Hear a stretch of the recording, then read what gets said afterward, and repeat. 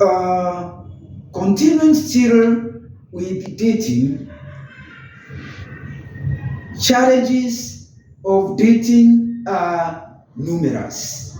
But today I want us to look at the challenges of dating a CEO, a chief executive officer, a person who is a managing director, a person who is a head of department in a government office, in an NGO.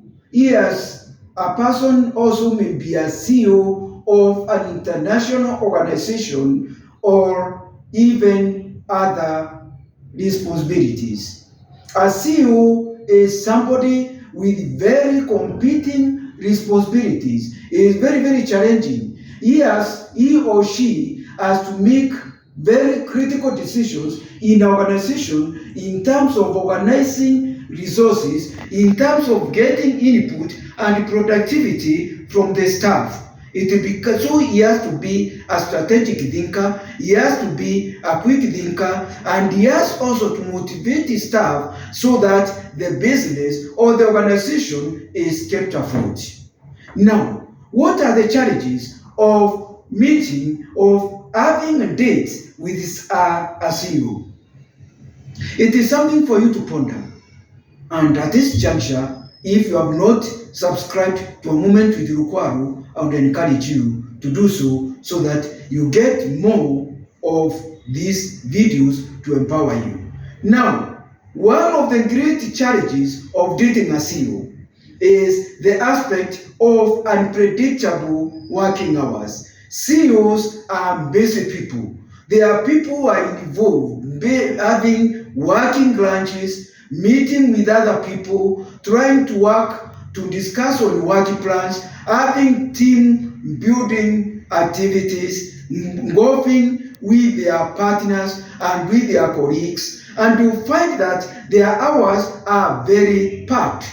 It is not very easy to handle to have a date with a CEO. And you find that some ladies or some even young men who are dating ladies who are CEOs, they may think that being a CEO is a walk in the park, but it's a very, very challenging life. So there is unpredictable working hours, and it will become so challenging. Now, when you are dating a CEO, these are people who are highly opinionated. They have high opinions about them. And so when you are dating them, you are less a mortal. And actually, when you are dating a CEO, it is as if you are closer to the Almighty God. And so it will become a very difficult relationship because it's a relationship whereby you are feeling inferior because the CEO is a superior person, and so he feels his opinions have to be respected. CEOs have got to make very crucial decisions, and many times they are so stressed. They have a lot of stresses which they carry with themselves. Stress from their families, stress from their children if they are married, and also stress from the workplace and the stress from the staff. So it will become a stress-packed life. And now you are the one to shoulder this person, this stress. You are going to handle a person who has baggages of stress. Will you be able to handle this person with all the stresses? And probably you are more likely that you also have got the stress of your own, which you have also got to handle. So you see, CEOs, they don't have also time for little things, little talks. And imagine, you are not capacitated, you don't have a capacity for having a broader view of even global politics, of even the economy, even in your country, or even the dynamics, even of families and the challenges facing both young and the old.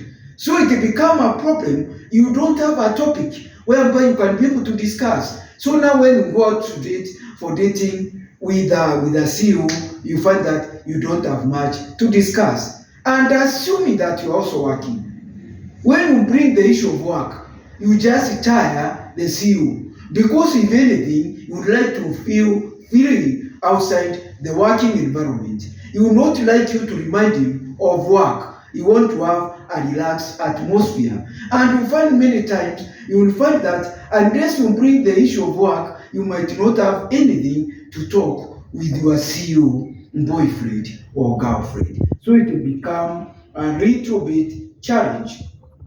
Now, when it comes to flake is when, for example, we have a date and I tell you we are meeting at 5.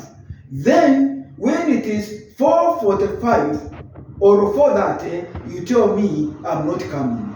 The CEOs are very strict on time, and so if you have to make a date with the CEO, you have to be sure that you are going to hold to what you said. If you said you are meeting at 5, make sure you keep time. CEOs are very careful, very keen on time. If you don't keep time, you can be sure that relationship will not continue, because to them, time is money, and time is valuable. If you cannot keep time, there is nothing else which you can keep. So it is very important. Don't flake a CEO.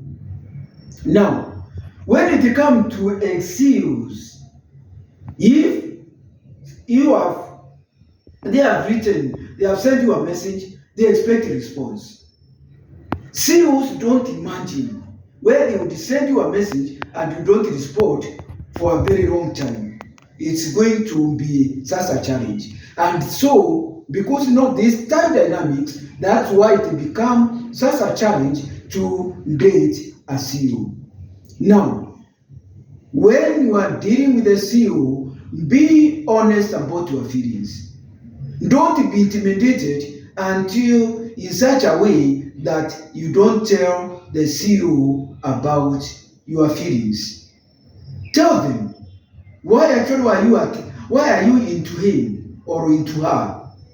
The CEO, they are more likely to think that you are trying to get to them because of their position, so that you have an extension of the position, so that you have what we call in sociology ascribed status. You are dating a CEO. The child of a president, take that they are also presidents. So you take that when you are dating a CEO, you are no more different than a CEO. So some of the CEO, they might think that you don't have a clear motive for dating them. The reason why you want to date them is so that you can improve your status. Probably you are so junior in your organizations, you are not equals, and this one becomes as a challenge even to convince the CEO that you are genuine and you love them sincerely. Thank you very much. I welcome you to the dating scene in my upcoming videos. Thank you very much. I appreciate you very much. Asante.